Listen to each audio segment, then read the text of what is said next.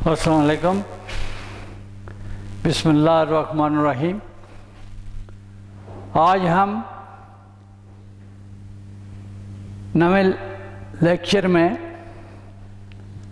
जो इम्पॉर्टेंट तरमीम हैं या नो आबादियाती कॉन्स्टिट्यूशन है,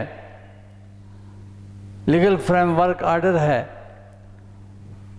2002 का, इसके बारे में पढ़ेंगे।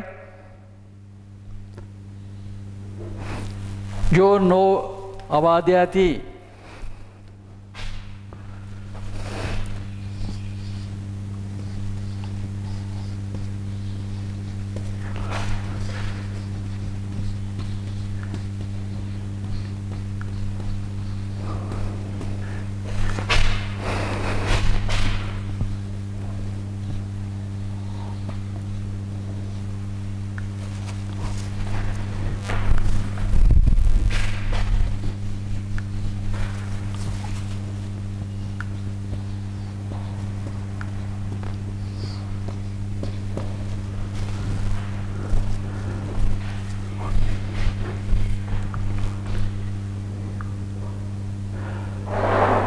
कॉलोनियल कॉन्स्टिट्यूशन,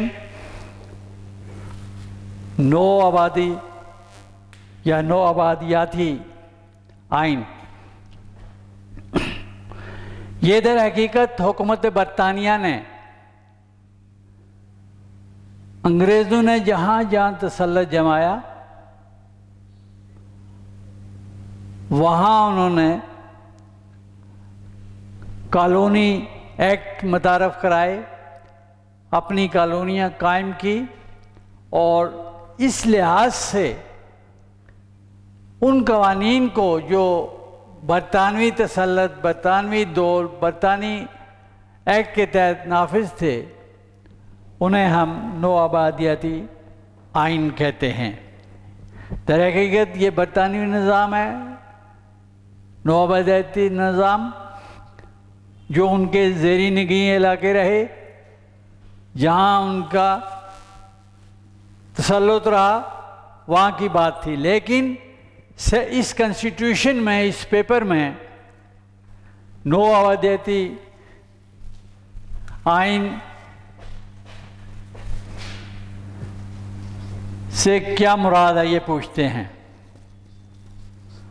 तो गोया इससे मुराद ये है कि जो बरतानवी तसल्लुत, बरतानवी एक्ट के तहत जो निज़ाम, जो कानून, जो इस्लाहात रिफॉर्म की गई, उन्हें हम बरतानवी नो आबादियाती निज़ाम कहते हैं या बरतानवी जो कॉलोनियल कॉन्स्टिट्यूशन है कहते हैं।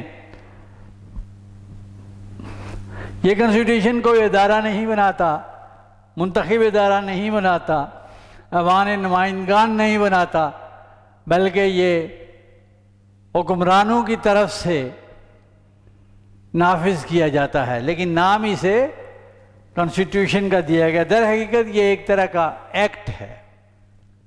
एक्ट वो होता है, ऑर्डर वो होता है जो किसी फर्द वाहिद या हुक्मरानों की जानिब से लगाया जाए। इसके आंसर में हम लिखेंगे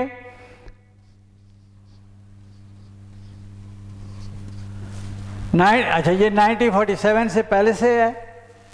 1947 में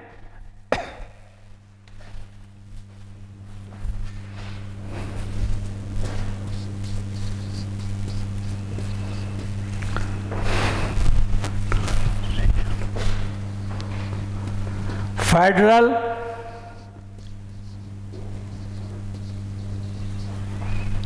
एडमिनिस्ट्रेशन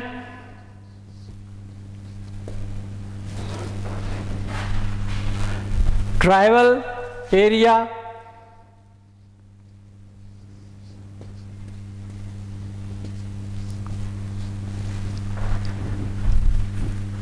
फाटा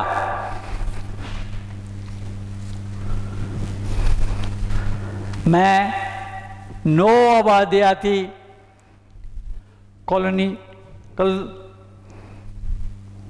constitution, legal frame,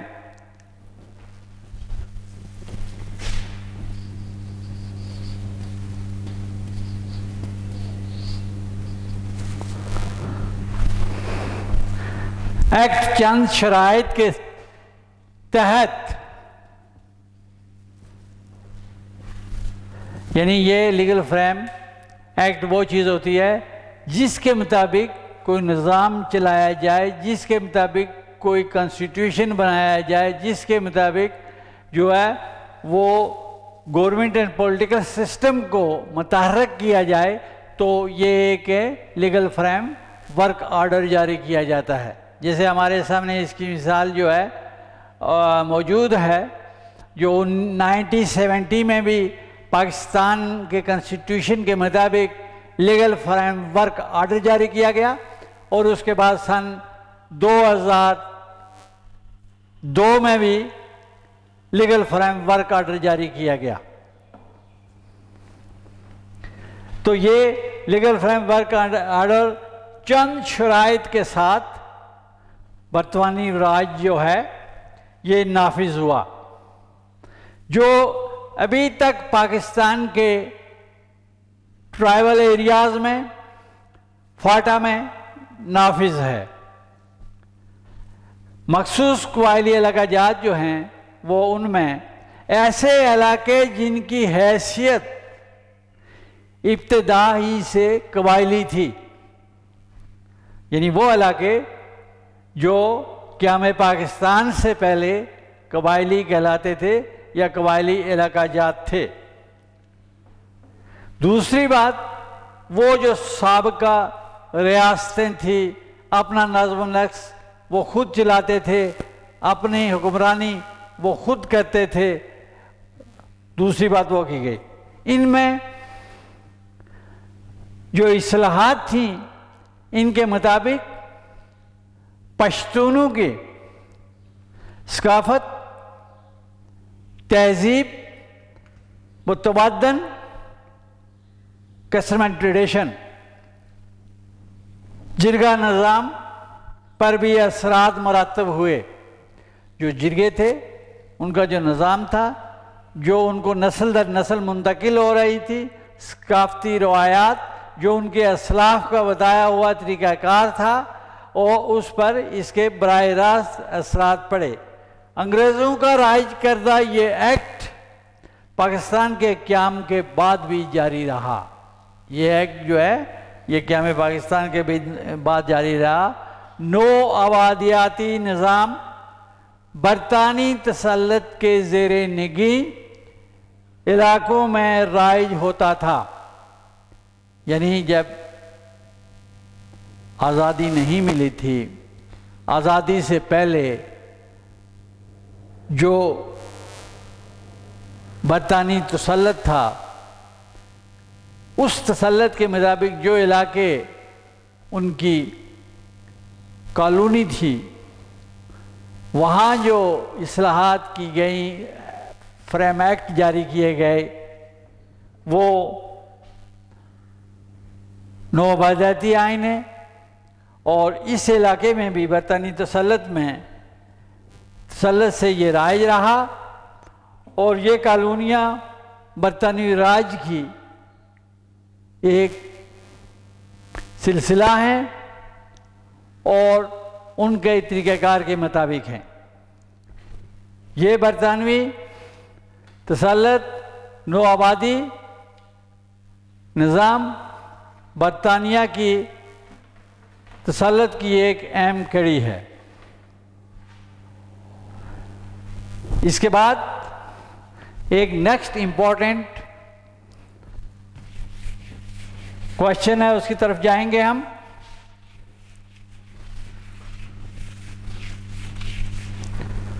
वो है वज़ीर आज़म बेनज़ीर भुट्टो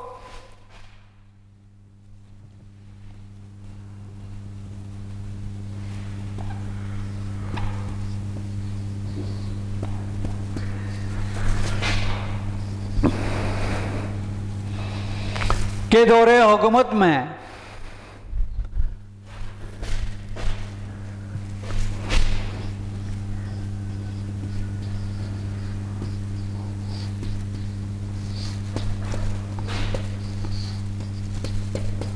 आईनी बहरान।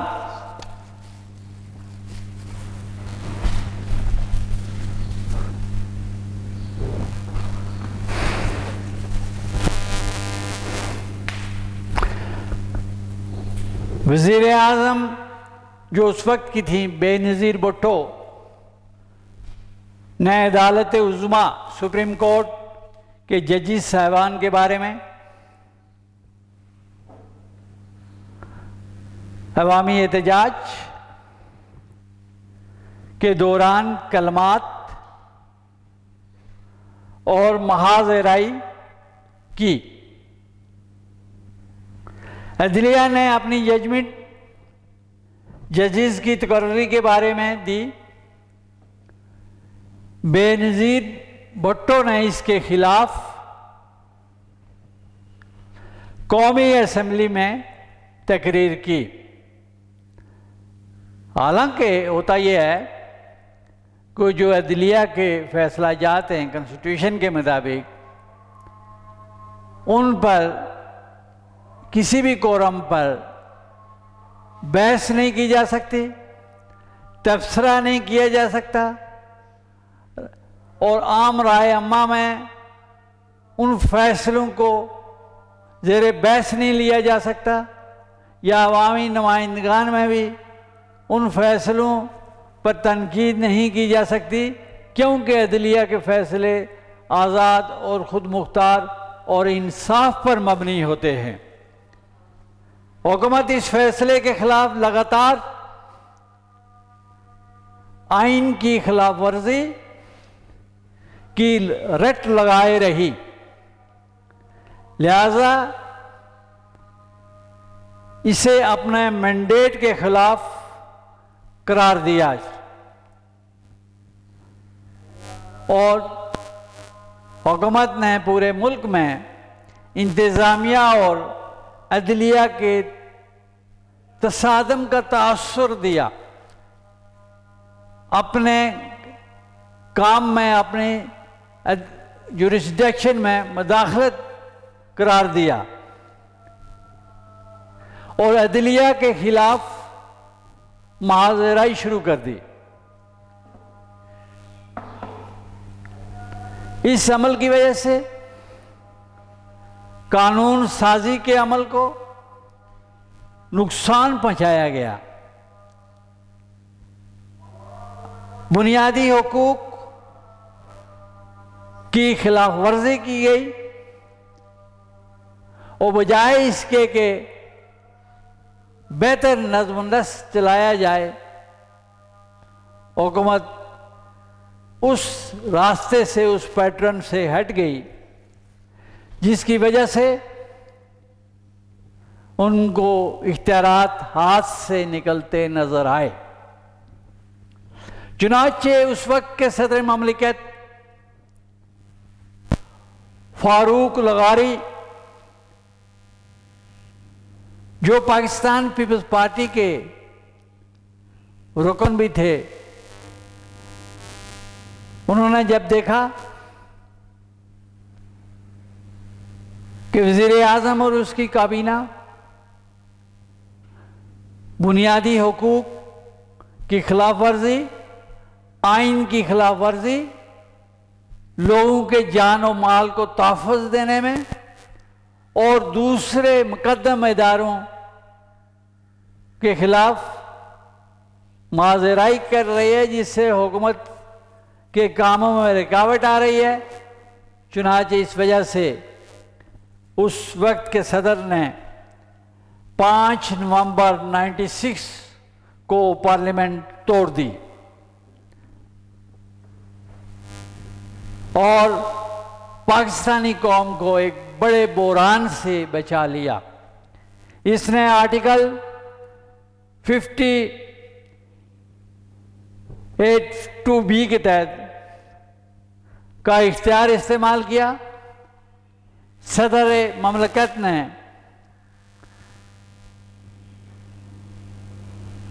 वज़ीर आज़म, निगरान वज़ीर आज़म खालिद महराज खालिद को मुकर्रर किया और फिर उसके बाद इलेक्शन, नए इंतखाबात का इनेकाद कराया। यानी सदर ममलकत ने 52B इस्तेमाल करते हुए इनको हुकूमत को जो आइन के मुताबिक अपने फ़राइज़ अंजाम देने में नाकाम हुई थी उसको ख़त्म कर दिया, उस हुकूमत को तोड़ दिया गया। इसके बाद हम नेक्स्ट इम्पॉर्टेंट क्वेश्चन की तरफ आएंगे। अच्छा, इससे पहले हमने देखा था कि 73 का कॉन्स्टिट्यूशन, जिसमें आइन के अंदर ही आइन के तहफ़्फ़ुज़ की ज़मानत दी गई थी और आर्टिकल 6 के तहत संगीन गद्दारी के टाइटल से, इनवान से ये बयान था कि अगर कोई शख्स या इदारा इस आइन को तोड़ने की कोशिश करेगा तो वो संगीन जराइम का, संगीन बदअनवानी का मुर्तकिब होगा, जिसकी सज़ा कम अज़ कम सज़ाए मौत होगी। यही वजह है कि martial law administrator general Zia-ul हक ने इस आइन को मुअत्तल किया। हस्बे साबिक कलअदम दसातीर की तरह तोड़ा नहीं जा सका और फिर 8वीं तरमीम बहाली आइन 1985 के मुताबिक चंद तरमीम के बाद इस आइन को बहाल कर दिया गया। इसी तरह एक और मार्शल लॉ फौजी हुकूमत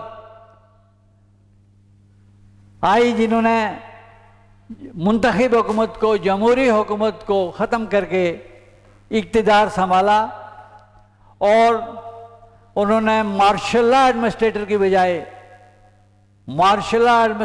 बजाय चीफ एग्जीक्यूटिव के इख्तियारात इस्तेमाल किए, क्योंकि वो चीफ मार्शल लॉ एडमिनिस्ट्रेटर बार बार मार्शल लॉ आता रहा, मुल्क में आइन को पामाल किया जाता रहा। लेकिन अब उन्होंने नई स्ट्रेटजी इख्तियार की और मार्शल लॉ एडमिनिस्ट्रेटर की जगह चीफ एग्जीक्यूटिव का ओहदा मुतारिफ कराया और उनके इख्तियारात इस्तेमाल किए। और अदालत उज़्मा ने परवेज़ मुशर्रफ के इस इक़दाम को चंद शराइत के ताबे जायज़ करार दिया। सुप्रीम कोर्ट ने आइन की रूह को न छेड़ने का हुक्म दिया। सुप्रीम कोर्ट ने आइन की रूह को न छेड़ने का हुक्म सादर फरमाया।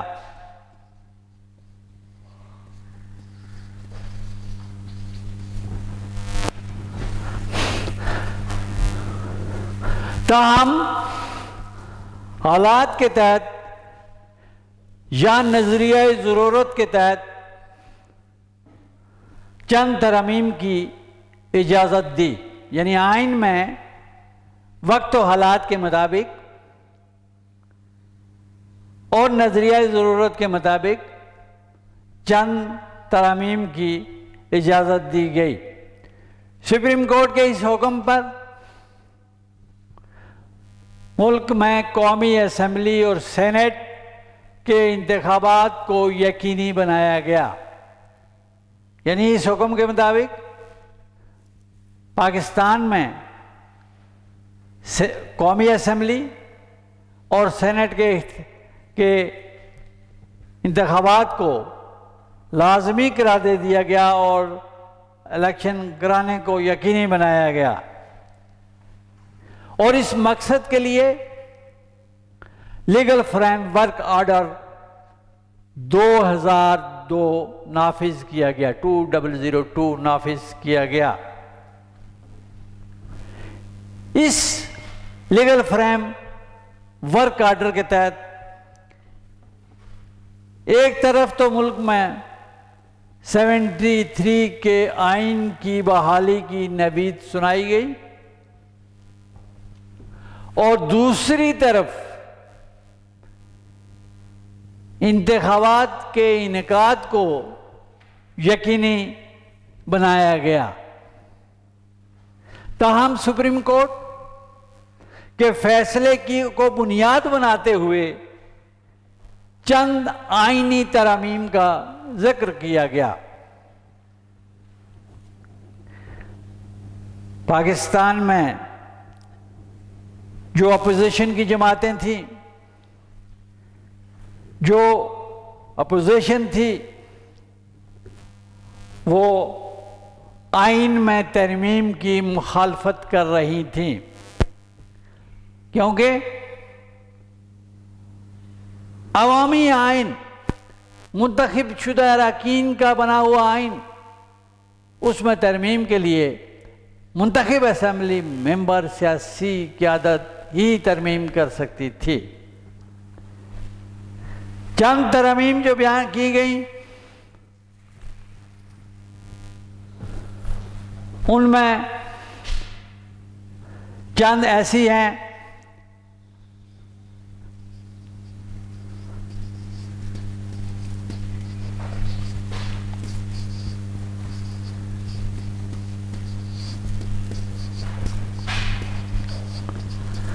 आठवीं तरमीम बहाली आइन, सदर के इख्तियारात में 58(2)B के तहत जो इजाफा था, इसे ख़त्म कर दिया गया था। ये इख्तियारात अब उस तरह से इस्तेमाल नहीं हो सकते थे और इस तरमीम के ज़रिए हुकूमत ये चाहती थी इस आर्डर के ज़रिए कि वो इख्तियारात दोबारा बहाल कर दिए जाएं, यानी 58(2)B को दोबारा बहाल करने के लिए इक़दामात थे। और दूसरी बात,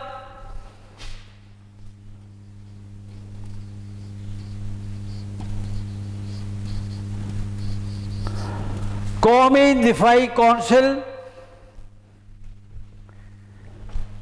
के लिए आईनी तरमीम की गई थी कि कौमी दिफाई कौंसिल तश्कील दी जाएगी या बनाई जाएगी। तीसरी बात,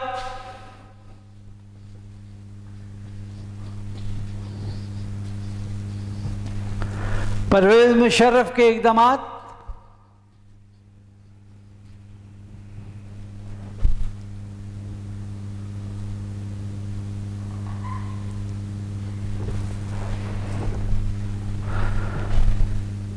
को आईनी करार देने के लिए कहा गया था, यानी मुशर्रफ ने जो इक़्तिदार पर तसल्लुत जमाया और इसे आइन के मुताबिक जायज़ करने के लिए कहा गया कि जो इक़दामात मुशर्रफ ने किए या जो तरामीम मुशर्रफ कर रहा है वो आइनी तौर पर जायज़ समझी जाएं, लेकिन इसके लिए अपोजिशन उसकी मुखालफत कर रही थी।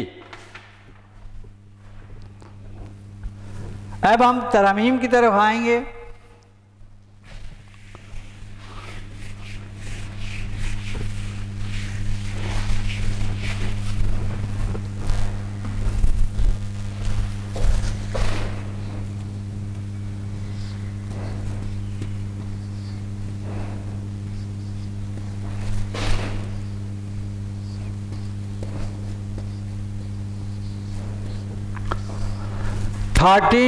अमेंडमेंट ऑफ कॉन्स्टिट्यूशन 1973, आइन में 13वीं तरमीम जो की गई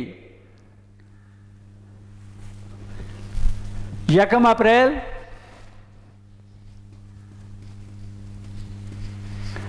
97 को पार्लियामेंट ने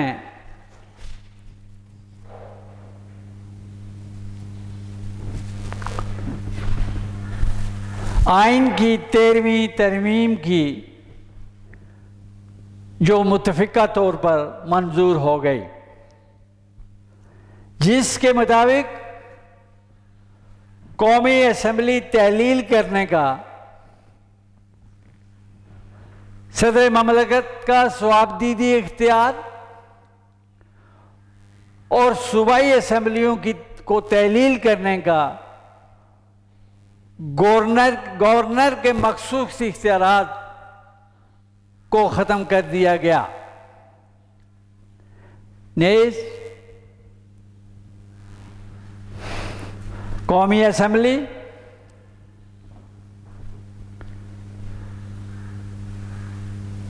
या सदर ममलकत, सूबाई governor, chief of army staff committee और मुसल्लह अफवाज के सरबराहान के सिलसिला में सदर ममलकत के स्वाबदीदी इख्तियारात भी ख़त्म कर दिए। यानी इस तरमीम के ज़रिए सदर पाकिस्तान के पास जो चीफ ऑफ आर्मी स्टाफ और स्टाफ कमेटी के सरबराह, चीफ स्टाफ कमेटी के सरबराह और अफवाज चेयरमैन जॉइंट स्टाफ की तकर्री के जो इख्तियारात थे वो ख़त्म कर दिए गए। अब इस ज़माने में इस तरमीम के बाद सदर ममलकत पाबंद हैं कि इसमें वज़ीर आज़म का मशवरा शामिल हो। यानी इस तरमीम के बाद वज़ीर आज़म के मशवरे को लाजमी करार दे दिया गया। वज़ीर आज़म के एडवाइस पर सदर ममलकत इसकी मंजूरी देंगे। इसके साथ साथ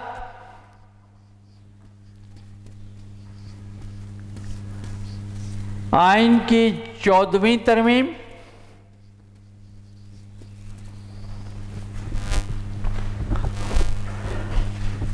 यकम जुलाई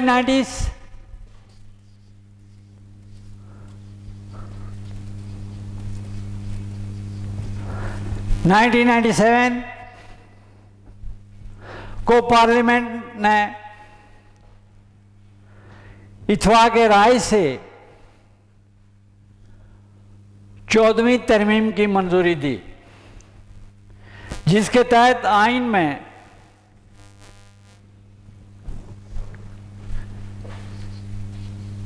तिरसठवीं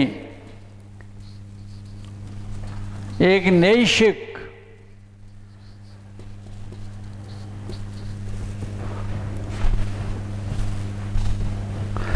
वन का इजाफा किया गया। इस तरमीम के मुताबिक आइन में एक नई शिक 1 का इजाफा किया गया।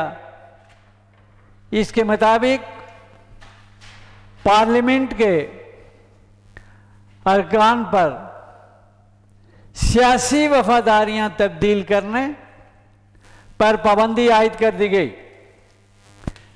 ऐसा कोई भी रुकन इस इक़दाम का अगर मुर्तकिब पाया गया तो वो पार्लियामेंट की नशिस्त से महरूम हो जाएगा। उसकी पार्लियामेंट की वो नशिस्त जो है वो ख़त्म हो जाएगी। नीज़ पार्टी के सरबराह को, पार्टी के कायद को ये इख्तियार होगा कि वो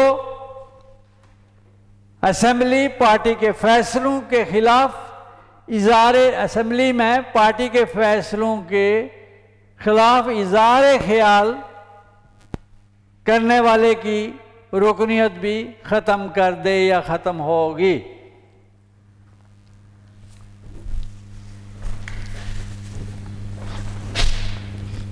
नेक्स्ट,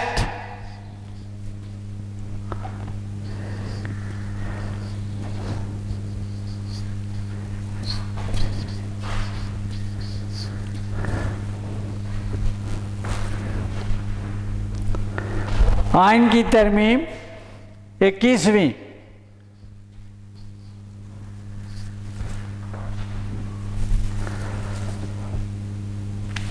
सान्याय APS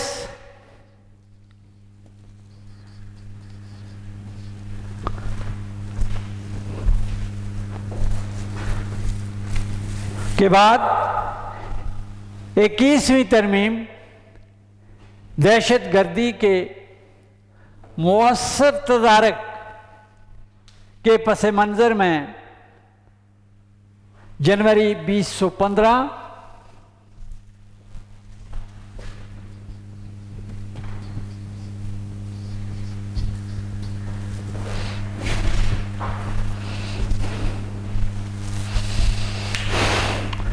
में पार्लियामेंट ने मंजूर की।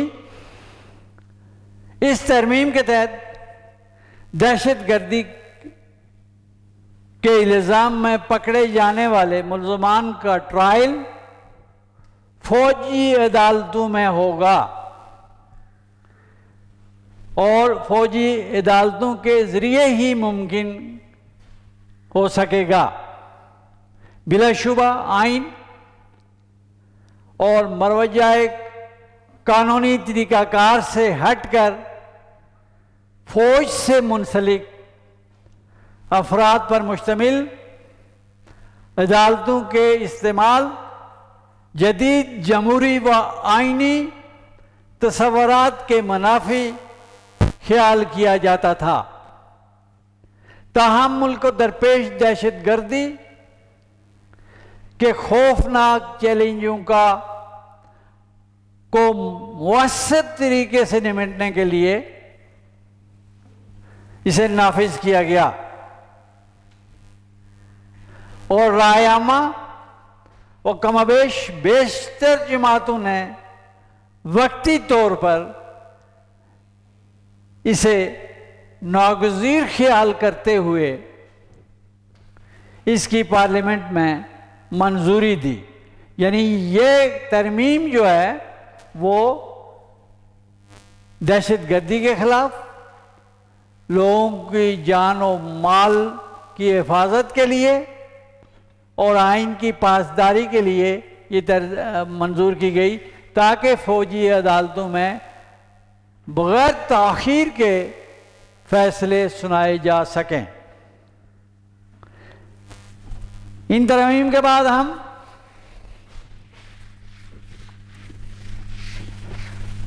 अब बेनज़ीर भुट्टो का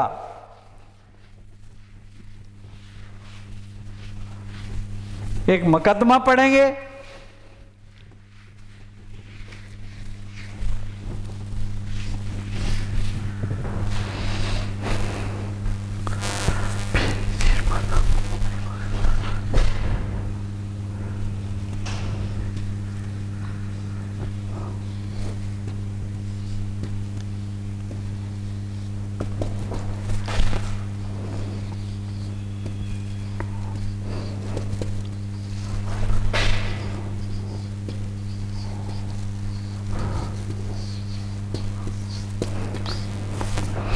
बेनज़ीर भुट्टो वर्सेस बनाम वफाक Pakistan.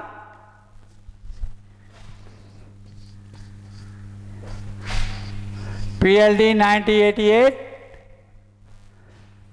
Supreme court 416 SC 4416।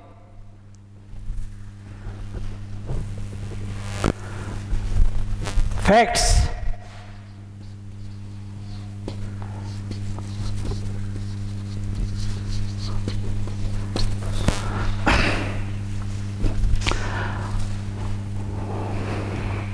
Martial law दौर में chief martial administrator general Ziaul Haq ने अयूबी दौर में नाफिज होने वाली सियासी पार्टियों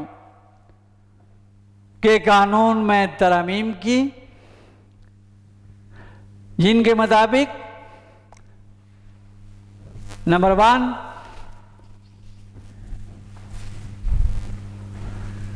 तमाम सियासी पार्टियों की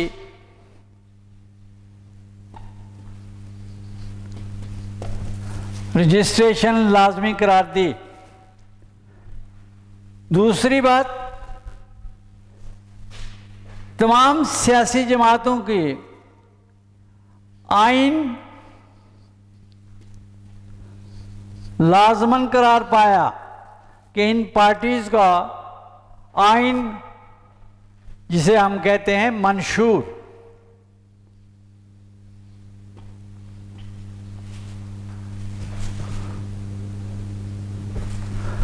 लाजमी करार पाया। इसके साथ साथ नंबर 3, कौमी व सूबाई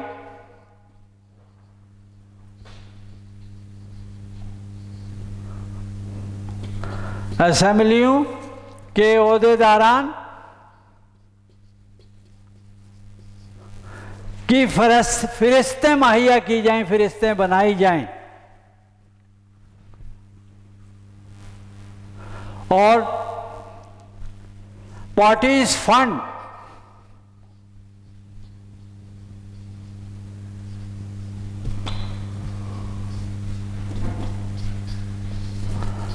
और ज़राए के बारे में भी बताया जाए कि पार्टी के फंड कितने हैं और कौन कौन से ज़राए हैं जिनके ज़रिए पार्टी को फंड मिलता है। बेनज़ीर ने अक्टूबर 1987 में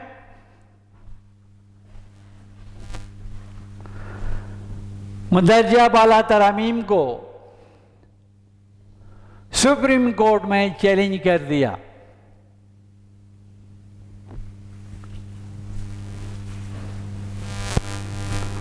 वफाक पाकिस्तान का मौक़िफ़ ये था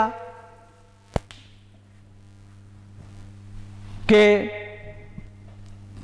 मज़कूरा तरमीम आइन के ख़िलाफ़ नहीं है, यानी जो तरमीम की गई हैं ये आइन के ख़िलाफ़ ये तरमीम नहीं है, और ना ही ये तरमीम आइन से मुतसादिम हैं, आइन से इन तरमीम का टकराव नहीं है, और पाकिस्तान की बका और सालमियत के लिए ये तरमीम ज़रूरी हैं। ये 3 पॉइंट जो हैं वो वफाक ने अपना मौक़िफ़ इख्तियार किया, लेकिन अदालत उज़्मा ने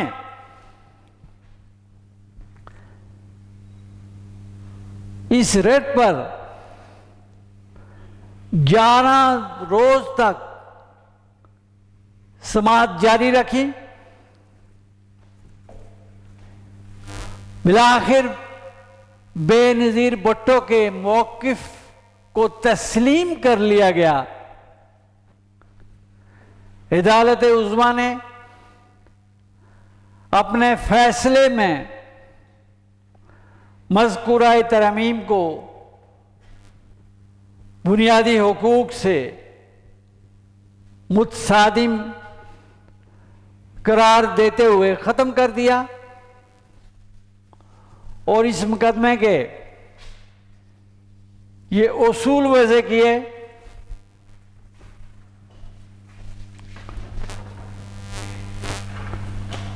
कि आइन के आर्टिकल 117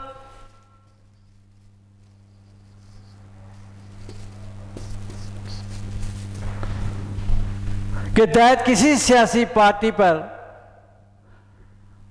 पाबंदी लगाई जा सकती है जब मुल्की सालमियत और इक़्तिदार खतरे में हो। यानी इसके अलावा किसी सियासी पार्टी पर पाबंदी नहीं लगाई जा सकती जबकि जिसकी वजह से कोई मुल्की सालमियत खतरे में हो, या कोई इक़्तिदार खतरे में हो, या अमन व अमान का ऐसा मसला पैदा हो गया हो। दूसरी बात, आर्टिकल 270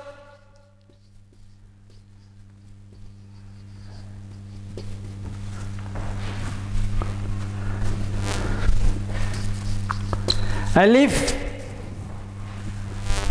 के तहत किसी ऐसे कानून को तहफ़्फ़ुज़ नहीं दिया जा सकता जिससे बुनियादी हुकूक की खिलाफ वर्जी हो रही हो, बुनियादी हुकूक को पामाल किया जा रहा हो या जो बुनियादी हुकूक के खिलाफ हो। इसके बाद नेक्स्ट बात तीसरी यह की गई,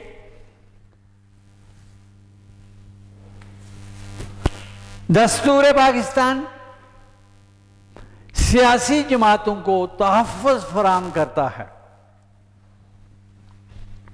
सियासी जमातों को